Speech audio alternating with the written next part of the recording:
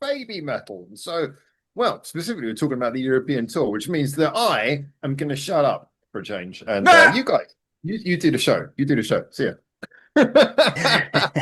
Because where you So both been? Where you both been? yeah, we have to say I see them in Nuremberg May 20th in Germany, Neon. And I saw them at the last leg of the European tour, which is in the big O2 Arena in London. So you both seen them in like approximately the last 2 weeks. Yes. Yeah, exactly. And I personally, I mean, I think we both made videos about it, so you can check out those with some actual footage. I think you have some footage as Yeah, well, yeah, yeah. right? But Check first of those all, check out. out this video. Yeah, exactly. So first of all, I want to hear your thoughts, Neon. What were your general feelings about this show? I loved it. Like I don't know what the setup it was for you, but we had the last show of the tour, or the European leg anyway. And it was the first time I've ever seen Big Metal with like all the bells and whistles. So they had like the extended stage, the Like levitating a stage, catwalk kind the of thing, was it? catwalk, all Say, the bells and whistles. It you had was a catwalk out in the yeah, crowd. yeah, yeah.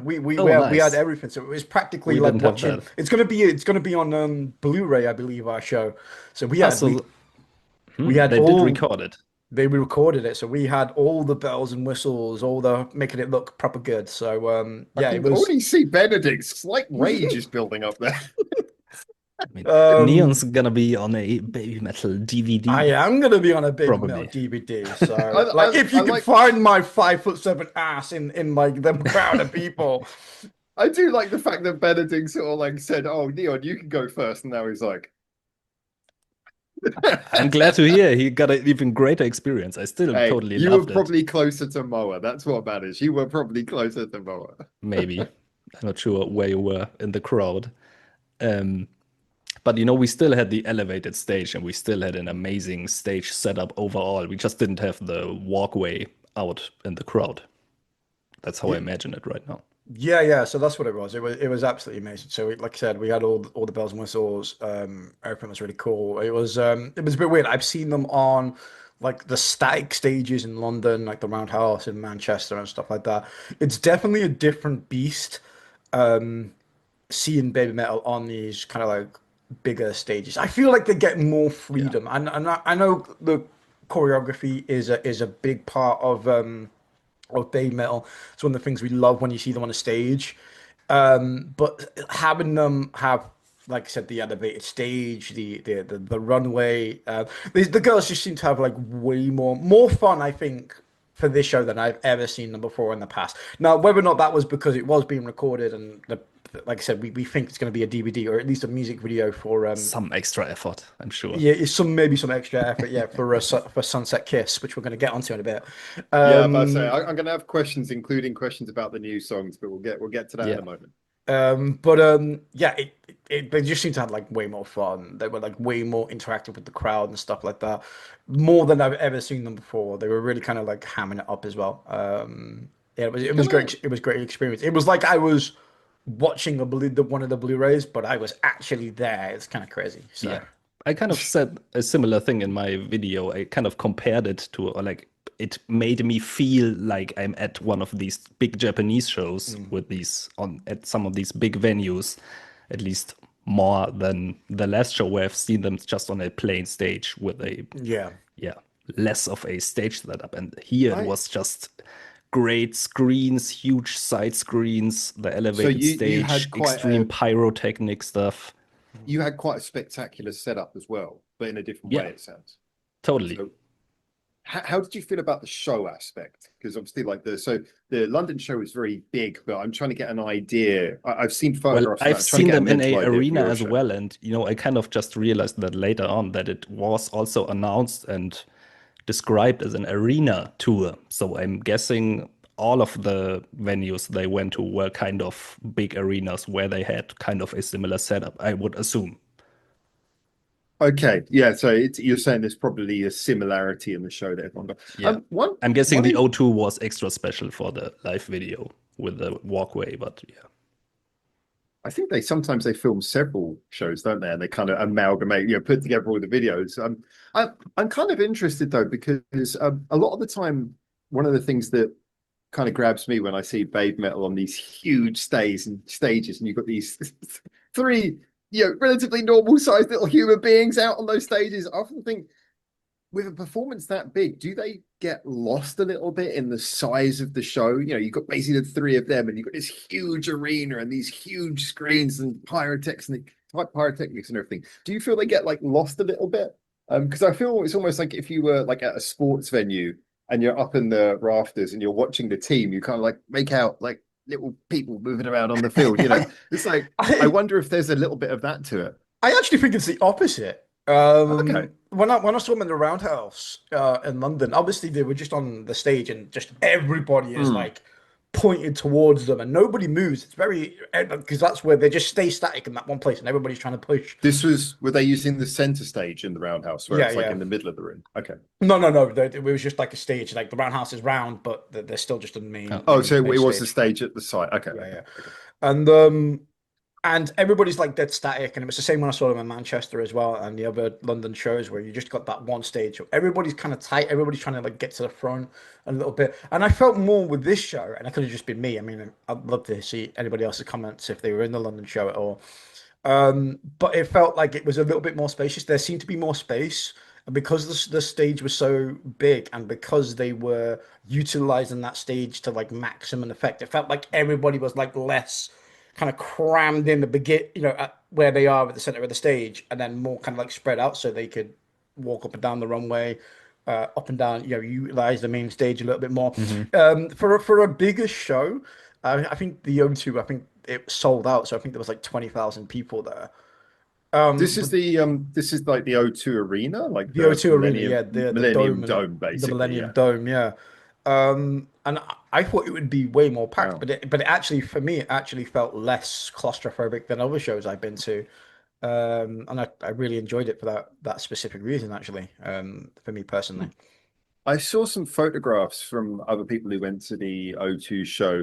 And so you have like the main stage, you have the catwalk coming out through the middle. And I noticed kind of in the space there, like in front of the stage, there was a fair amount of space given for like security and everyone to walk around. So if you actually wanted to be closest to them, the best idea was to be near to the catwalk, it would appear, or to be up in the stands, if you like, looking down, having the view. But it looked like there was a really it was very easy. I can imagine having something like that in the middle of the crowd. It kind of diffuses like the center of everything, because at my show I didn't feel like it was claustrophobic, but there was a big mosh pit going on in the center pretty much all the time. So I think actually the catwalk really helped me, because obviously like before I went to the show I went like pre-drinking with some like subs and some of the people that I know from the baby metal community and stuff like that.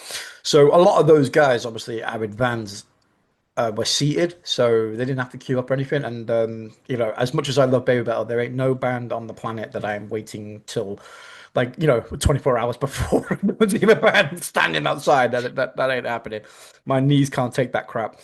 So when we were queuing up, the queue I managed to get into was massive, and I looked at it a little bit and I was kind of like, my first thought was, we're going to be so far at the back.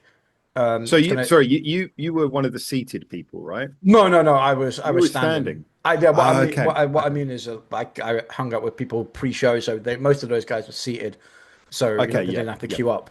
So the queue was already going at that point. By the time I got into the queue, it was fucking huge, mate. It was massive. And this is where I think actually the catwalk stage actually really helped me, because in any other show I would have been probably about mid to back where I was. But because when we flooded into the O2, because of the catwalk, like straight away, you walk in and you've got people going to the right, people going to the left, and a large amount of people are staying at the end where the catwalk is, where they know the girls are gonna, walk down to eventually. So it was very spread out, and me and Mr. Trick, we saw it opening down the left, and we tried to Sprinted for it. Yeah, we went to the left hand side and we just tried to squeeze in as much as we could. And it wasn't until we were stood there and the show started, I realized I was like, fucking hell, I'm pretty close to the front here, and I had a good view of the sidewalk as well. So we were in an optimal position, and I kind of feared for the worst a little bit when I got into the queue. Yeah, I, it kind of took. Sorry, go ahead. I was going to quickly say, I think that sometimes if you're in a venue that's big enough, like a really big venue like the O2, and you don't have the catwalk, I feel like sometimes you can get into this really weird zone where you're in the middle of the room, and it's almost like being on a boat in the middle of the sea. You just kind of look around, and you're like, like the land is so far away. It's like the edges are so far away, and you're just in this crowd of like thousands of people swirling around, and it becomes this very weird thing where you're just moving around, and there's just faces moving past you, and yeah, it can be a little bit strange, that, because you kind of like, where actually am I in the crowd? You lose a sort of certain sense of where you are unless you're right Get at the into a front. circle pit, then it gets really fun orientation. Oh yeah, Exactly. I think Or like I the think mosh pit in general. you can kind of lose a little bit of perspective of where you are, which I think for some people is fun, but in a way I like to kind of be at all times at least paying attention to the stage. And so when you're in that place where like 1 minute you'll be here and then you'll find yourself transported to the other side and transported back and forwards, Well, it gets a little bit weird, I think. It can get quite claustrophobic, I guess, for some people, because in my show behind me, there was some girl I think had a panic attack at some point. Oh, bless her. Yeah. yeah, You're right, I, though. Sucks, They got her out of but there, right? yeah. I had that in yeah, I Manchester didn't. a few years ago, when because it was a small venue, the back of the crowd was pushing forwards. Yeah. And we're just crushing, like, obviously some girls. I'm 5'7", and I'm like, "Argh," for the bigger people, but some women are like Fucking 5'2", handheld. 5'3", And if and they a just whole get crowd keeps pushing you, you yeah, cannot they are do just getting anything, no matter how absolutely big you are. freaking dunked on. If I've learned anything from cartoons, the idea is you put one of them on your shoulders, and then you put a big jacket and like a detective's hat on top, and you potentially one big torso. But getting back to your question, Howard, if they get lost like on a big stage like that, I feel one thing that really helps you to see them is their sparkly, very, Yeah, I don't know, visible outfits that actually I think really that's a good helps one. you to see them. And also, I feel like they move around a lot. So you always have, I don't know, different focus points. So it's Yeah, not like when you are at some point where you have a bad view, you will not see them for the whole concert, because Do you sometimes ever? they're in the center, sometimes on the sides. And additionally, they had these huge side screens, Yeah. where they, yeah, had different camera angles, sometimes just on Momo and Moa or different band members. That really Would helped. This is what I was going to say, because the joke that I've always kind of made when people go to like live sports events is that like a lot of the time the sport is very far away from you, which means a lot of Yeah. people spend most of their time watching the screen, and you're like, you basically came to the venue to watch it on TV. And it's like, in a weird way, I get the feeling that when you're in those big venues, you end up like, I think you can't help it. You end up spending a lot of time looking at the screen, and you're like, I'm watching this on Blu-ray. But I mean, you only look at the screen when you don't see them I in know, person. yeah. So Yeah, I'm kind better of seeing joking the with screen that, than but nothing. I mean, you're still there. The main thing is still there. You're still getting the atmosphere, the feeling. Those are the most important things. And of course, And yeah, still, you can when do still you see them. see Yeah. them like on a huge screen right in front of you? That's also something. No, I am just joking. I'm just joking. But yeah, it is a kind of like the comical thing. Is that, hey, if you ever lose Yeah, it, just yeah, I watch them on see the the screen. point. there's a little bit on my vlog that I did where I'm in the crowd, and like I'm like stood behind like the biggest fucking fucker in the entire fucking arena. Hey, if you know Huge him after afro. looking Neon, if you find him on Neon's video, get in contact with him and tell him about Neon's video. Let's get him in contact. Let's get the biggest fucking fucker The on the biggest channel as a fucking guest. fucker. I had someone, a friend of mine, that commented on my video and goes, "It's all right, mate." It goes, "I'm fucking 6'7", and I swear, like, there was a guy that was 7 foot that was stood in front of me. I was like, that makes me feel slightly better. Oh, but to be Remember, fair, Neon, I you had are these. the fucker for the one behind you. I know. Yeah, there's that young woman behind you who you're talking about. She was like, fucking Yes, 5'7" damn it, guy in that front of panic me. attack was because of me. Yeah. I can't see them now. But I did use the two big, like, giant monstrosities in front of me to my advantage, though, because where they were both stood, they actually had a little gap between them, so I actually used the I gap that they were really using. hope there's a photograph of the crowd where you got these two big fuckers and then just between. Just this guy with his camera like that. It's Your like in fucking Monsters face. Inc. when he's always excited that he's on the cover and then they put like the Yeah. logo right over his face. Yeah, I'm on the cover. I'm on the cover. Love it. Oh, this, yeah, yeah. So, I mean, so it seems to me like you both had a great experience for the reason that you'd expect to have a great experience. But I guess we'll move on Yes. to the next question. Now, I'm trying to avoid too many spoilers for new songs because obviously I want to enjoy doing like a fresh reaction when I hear the album. But I don't think it's too much of a problem for me to ask you to get a rough feeling of what you thought about like the new songs that I think you both heard different songs at your live shows as well, what you Yeah. thought about them, your initial reactions to them. Because usually whatever you guys have as tastes about a song, I'll usually have the opposite anyway. So I don't feel like it's going to be Yeah. spoilers at all. So, I mean, we all know song 3 by now, so Yeah. that's thing new to talk about. Chase Um, harder, chase I harder, on my chase harder. show we had Kon Kon with a new Bloodywood collab, Oh which yeah, was yeah. cool to hear on the show. But I'm still, also thinking about song 3. I think, the video release really hit a lot less because I already heard that song on the live show. So I'm not sure how to feel about it. Also, you cannot really engage as much because you don't know the song. So I'm not sure how well that idea is in general to play unreleased songs. But I totally get it for the O2 show to have that nice live video for some of the songs. I don't know, did they play Con as well? They I think did, they, yeah, yeah. We had Kon Kon song 3. I'm gonna go back to your original point before I go into yeah, the newest song. But I was the complete opposite. Obviously, I hadn't seen song 3, so my first taste of song 3 was when they dropped the music video. yeah, And I said this in the last video. I was like, I didn't quite know how to feel because I was like, I wanted to be a little bit like you and see it live and have that as my first experience. But obviously they released the music video like a couple of days before I went to London. So by that time, everybody kind of knew song 3. It was in everybody's heads. Everybody had watched the video about 50 million times. We played the song about 800 times. So actually, in that Can I just kind of quickly ask? Do you think they might have done that because they were filming the London gig and they wanted everyone to know the words when they filmed the maybe. London probably, gig so that the probably. crowd kicked Well, off? this is what I was about to get into. My Like apologies. when song 3 came on, everybody knew the word. Everybody is singing, yeah, Jason, singing along with the crowd, and everything is amazing. So yeah, they Bloody probably song. they Na, na, probably na, did na, that on na. purpose, but I had the reverse of what Benedikt did. So if you kind of want to look at it that way, it's probably a little bit more special for Benedikt. Even though he didn't know what the song was, he can turn around and go, "I'd listened to it before everybody else in the world did." It's that That's thing. true. And for me, everybody knew Song Priest, but we had the debut of Sunset Kiss, which was like Benedikt said, the complete opposite. Everybody like they started playing the song and everybody was like, "Oh my god, new song, new song!" You're grabbing the guy next to you, new fucking song, new song. And then after about So, 30 seconds, I was about to enjoy the new song and then someone knocked me the fuck out yeah, and I didn't get to hear it. I yeah. was unconscious for the new fucking song. But then after about 30 seconds, everybody's realizing, new song, new song. We don't know what to do. We don't, Yeah. you know, and it was quite a muted reception. Just it was like the first time in the entire gig that like the crowd sort of quietened down a little bit, just because nobody knew the words, nobody knew the dance, nobody knew the song. So we're all just kind of stood there like, yay, new song, but we're all kind of like at the same time we're all like, we don't know what to do.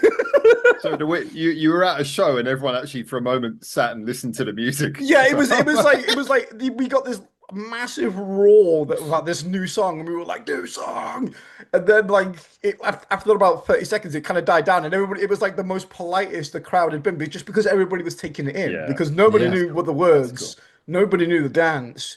Everybody's just trying to take in this new song. So it has kind of like the opposite effect sometimes, where we got quite I would say quite a muted response to Sunset Kiss, but that is just because, again, like I said, you release a new song, if nobody knows what it is, it's really hard to kind of like. I mean, everybody was still dancing. I mean, there was people still dancing and stuff. Sunset Kiss is the song which is just them, right? It's the I think it's solo with one, yeah. Polyphia.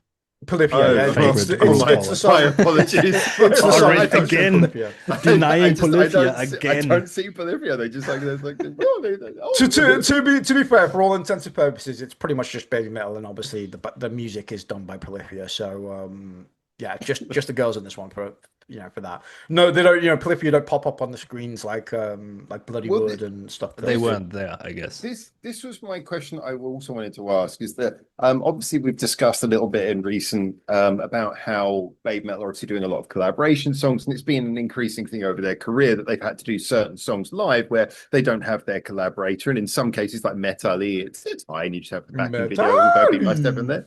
It would be nice to have Tom Morello there, but you could just get Neon to come on stage and do that noise. But there are some like Papaya where for the longest time, obviously they've had to do it with like a drop-in recording. So given the amount of collaboration music, obviously they're releasing and everything, did you feel there was I've got to be honest, when I saw them at Foxfest, I felt there was a significant enough number of songs with collaborations where you were like, oh, okay, so this is a pre-recorded bit, to be at least something where it was noticeable. And even then, they had like Polyphia there playing some guitar bits. They had Electric Callboy. They did have like people on stage with them, but there was enough songs we were like, oh, okay, a few of these have like pre-recorded bits, which I is do fine, but it's a little bit interesting. So I'm do just wondering see whether the that's something you point. guys noticed. I'm not saying it's a bad thing or a good thing, just more as an I observation. kind of did notice it, especially in the Bloody Wood song, I think, when you really have like the guy popping up on the screen behind them and things like that. But I would say ultimately it doesn't bother me at all because still so many of these songs are just so fun, such great live experiences that it doesn't ultimately it doesn't really matter if they are on the stage with them and stuff like that. So You just kind of having the atmosphere of being there with like thousands of Babe Metal fans. Yeah, yeah, exactly. I I- don't I- really playing. feel I that's agree with the Benedikt. focus of Baby Metal live I shows. didn't. Yeah, I didn't really feel the loss of the artists, to be honest. What I would say though is like if there's ever going to be like a special Baby Metal show one day in the future, imagine them having all these guests and all these different bands on for one show. If they could ever make that happen, That would be crazy. incredible. That would be something nobody Yeah. else has done. Well, Maybe one day. of course, they did have opening acts. I mean, you got to see Poppy, Neon, I Yeah, believe. but they didn't Yeah. play their song together on stage, at least in Yeah. my show. Did they do on That's- yours? Yeah, we had Poppy on stage, so she came on All right, for Neon. I just want to say I'm really feeling for Benedikt right now, dude. I am. I Neon hope got your the better ticket was show. cheaper. I hope your ticket was cheaper, dude. Did she not come on stage for you guys? No. No. She only Oh, came, I really? think, only on one other show, like in Berlin. All right. Yeah, no, she came on stage for us, so we had Poppy and Babe Metal on the stage at the same time for their song, which was pretty cool. And I think Poppy kind of like really, I know she almost seemed scared, bless her, a little bit. I think she I came on read that in the stage. comments that like some of the reasoning why she didn't come out is that somehow she's, I don't know, scared of live performances or She something. I was looked like, what? She looked petrified. I'm not gonna lie. Like when the crowd is going and the girls are dancing, because the way that she came out is the girls were down the runaway for that particular song, so they were dancing at the head of the runaway, and Poppy had come out on the main stage, so she was kind of like dancing by herself on the main stage a little bit whilst doing her screams, and it would be like this constant backwards and forwards between the lights going to Baby Metal and the lights going to Poppy. But bless her little cotton socks. Like she's dancing, but she did look like a deer in headlights a little bit with the Maybe way the crowd was. maybe I it's think more the not the live performing live, but performing in a collaboration and maybe with Baby yeah, Metal, where like you yeah, could mess up the choreography and stuff yeah. like I that. think she enjoyed it though. To be fair, she looked like she was enjoying it. But yeah, she looked like she was a bit like, oh, what do I do? Okay. I'm just looking through some photographs now, and interesting enough, I was just sort of comparing to see like what, because obviously I know she's got a certain degree of fame already. So I was looking to see what kind of large venues she's performed on her own to get a little idea if she's got any precedent. It does seem like she definitely has played very large venues before. So I I think wonder so if there too. I wonder if there was something more behind that. There might be a further reason. Like I But said, that is an interesting one. That is if an our interesting one, yeah. Blu-ray theory is to be suggested, she probably knows as well that she's going to be on a Blu-ray. Well, I'm going to put it this way because now I'm feeling bad for Benedikt. I'm going to put it this way. Just remember, Benedikt, what really happened there is that she knew that you wanted to spend special time with Moa, and she just didn't want to interrupt your special Moa time. So she I can understood you were in the appreciate crowd, that. and she was like, you know what, I'm going to skip this one. There's like an important fan like artist thing going on here, and so I'm just going to step back, you know, out of I respect, see. out of respect. So yeah, she did that for you, man. That's why. Okay. I There you go. appreciate that. That's Yeah. right. That's good. You can pay me for the therapy later. Oh man. But I mean, did you guys enjoy like the opening act shows? Was that good for hyping it up? Did you? Because an But yeah, interesting. we had Bambi, Thug, and Puppy. Yeah. I Same. obviously I knew a little bit about Puppy. We had to some of the songs, but I came into the Bambi Thug not knowing anything about Bambi Thug whatsoever. Same. And I must admit, the first two songs Bambi Thug was on stage, I was a bit like, "What is this?" And then but towards the end, some of the songs I was kind of like, "Yeah, actually, you know what? I quite enjoy this. I actually think she's Yeah. pretty all right." I also enjoyed the performance, Mm. also the live stage setup, it wasn't hugely how do you say? Her performance was great. Like Yeah, the nothing performance was music great, and musically also and her performance was the she was amazing. two side dancers gives you kind of that introduction to the, I don't know, baby metal, the three-piece dancing on stage stuff going on. I thought it was quite a nice introduction to the show. What about the aspect of? So she was out first. I don't know how famous she is, but like, so Poppy is apparently quite a big thing. I don't know. I'm kind of out of touch with a lot of the Western idea of what's popular at the moment. But like with Poppy, I think that she's quite big at the moment. So did you get quite a good crowd response when she came on stage? Yeah, she Yeah, was was she that? was Yeah. way more popular. A lot of people obviously knew her. I think obviously her having the collab with Baby Metal before this tour obviously Mm, helped. That was Yes. a brilliant move on their part. So to have her opening, obviously, way more receptive for the Baby Metal crowd. I do wonder if there wasn't a collab between her and Baby Metal, would the crowd be as welcoming maybe beforehand? But yeah, I mean, all in all, her songs were really good. People enjoyed them. People were singing along. Yeah, she came, she saw, she kicked the ass a little bit, and yeah, She I think screamed. yeah, she screamed, and I think Sounded she had the great right live, I type. have to say. Yeah, they had a great live sound. I'm also impressed by her Yeah. drama, man. That drama was going off.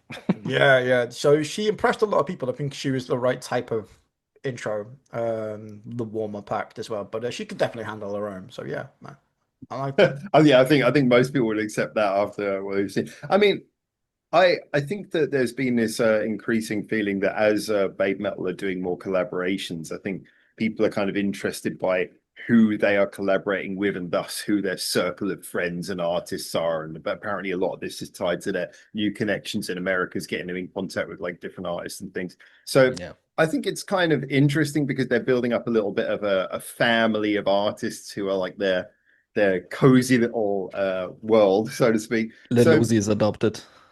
yeah, but We don't talk. must You we had to ruin must the we mood. bring Lil Uzi Yeah, into for this? fuck's sake.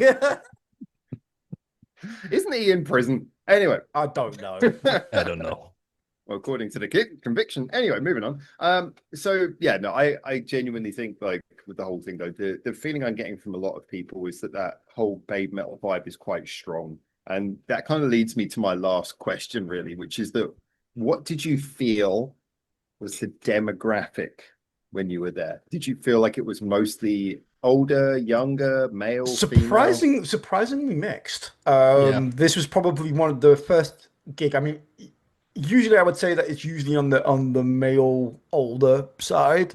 This was a massive gig where I think generally the audience was really mixed. It was a really good mix of young, old, female, male. Do you You feel know, the opening act part was a big aspect of that as well? Bringing in um, people. I think maybe probably Bambi Thug I would say was probably drew a Really, certain type of crowd that possibly wouldn't have turned up to the Baby Metal our Baby Metal so show. Yeah, so maybe. Poppy was bringing like a younger crowd through a popularity, but then Bambi Thug probably bringing more of like a diverse crowd through like having a little bit more of a niche appeal. Yeah, I would say so. And but Baby Metal to Baby Metal, this was there was lots of like girls all dressed up in the tutus, lots of families there, which was really nice to see. Yeah. In the mosh Um, pit.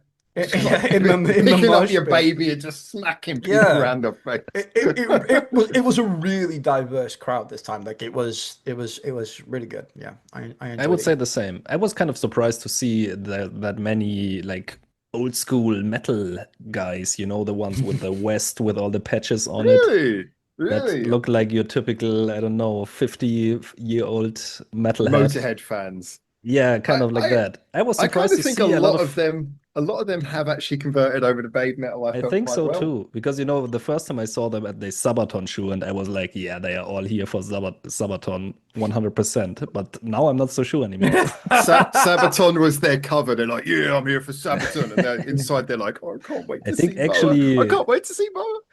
yeah, I'm not sure how you could measure that, but to me, it feels like baby metal these last 2 years gained massive popularity. I think that's a I change in their direction though as well. I think that probably coincides with Going um back to being a three-piece, well, surely. I think it coincides with the other one, to be honest. I think the other one was a change of direction to like Western metal.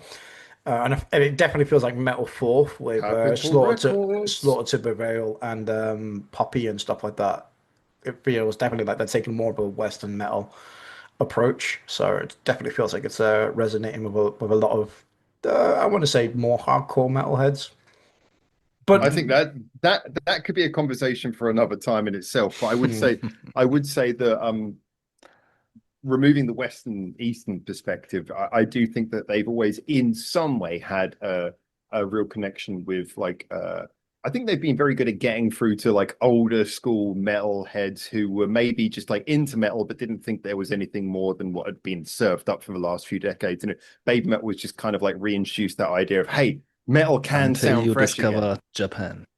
Yeah, I think they're accessible enough to the West, but they refreshed that view. So I wouldn't be surprised if there's been a lot of old school hairy metalers who've been into them for the Let longest us of time. know if you are one.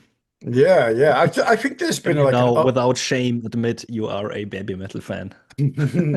I think there's been like an overall, not just Bay metal, but I think there's been an overall appreciation of Japanese metal at the minute. I mean, look at making waves of like Hanabiya, Bay metal, Love Bites. Yeah, I keep seeing their names mentioned a hell of a lot more recently. And a lot of people are way more receptive to Japanese metal than I think it probably ever was.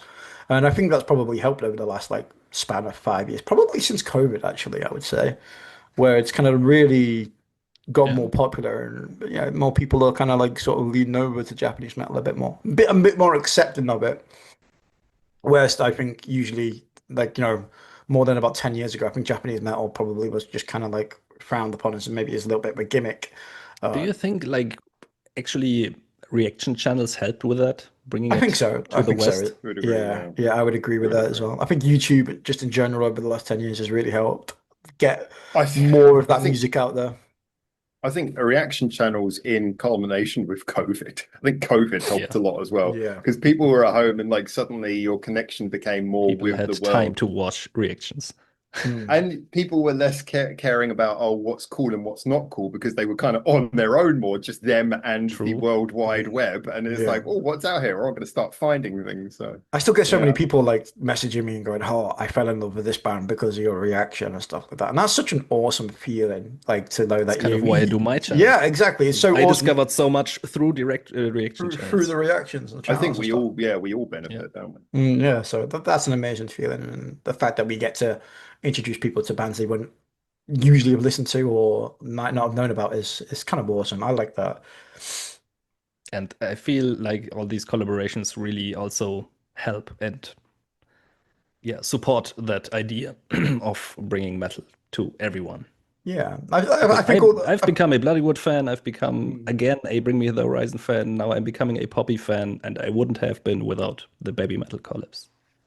I was already a fan of all those bands before the, Baby Metal collabs. I was a true metal fan. I had It's taste. the OG Okay.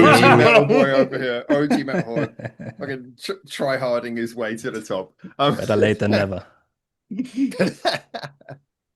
Oh man. All right. Well, I think that pretty much covers that. I mean, I'm glad that you both had a really good time, and I would like to thank you both for sharing your stories. Of course, anyone else who if you went to the BABYMETAL tour this time out, or just got any other experiences you think are relevant, get in the comments. As always, tell us what you thought about that. Reply to anything you might have heard in this video that you want to agree with or disagree with. And remember to check out the live blogs that these two did on their channels. And I think that pretty much covers everything except for the one most important rule of all, which is like and subscribe to this channel, because you know we need some people. Let's get us over 1,000 subs, people. Come on. Yeah, please. For fuck's sake, it's been like a couple of years. Let's get there finally. All right, Let's just get tell someone, there. kidnap some people and make them Let's get press to subscribe. 900 first. All right. So anyway, remember to keep your ears to the east.